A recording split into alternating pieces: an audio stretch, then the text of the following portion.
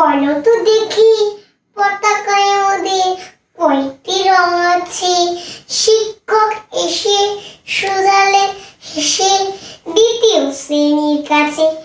একসাথে মিলে সব ছেলে বলে চিৎকার করে জোরে, তিনটি বর্ণ রয়েছে রাঙানো জাতীয় পতাকা জুড়ে।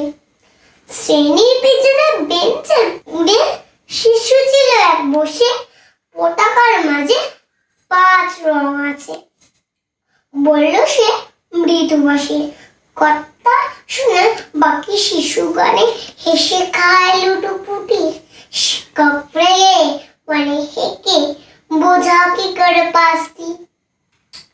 মাথা নিচু করে ভর তুষারে সরল শিশুটি বলে, ওপরে গেরুয়া মাঝখানে সাদা, সবুজ আছে তার দলে, আর আছে আঁকা গোলাকার চাকা, রং আছে এতে। শিক্ষক বলে, কেউ ধরলে তবু হচ্ছে 4টে। আবোধ শিশুটি বলল তখন, রং আছে আর এক। লাল লাল ছোপ দাগ দেখা যায় ওই পতাকার মাঝে।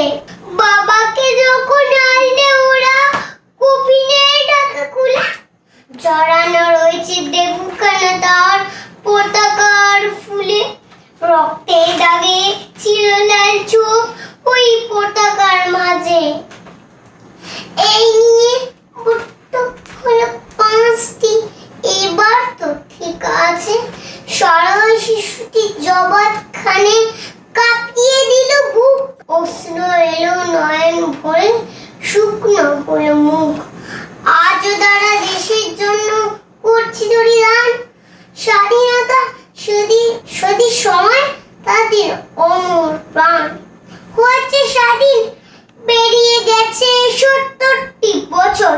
দেশ বাঁচাতে যাচ্ছে যে প্রাণ, রাখছে কি তার খবর?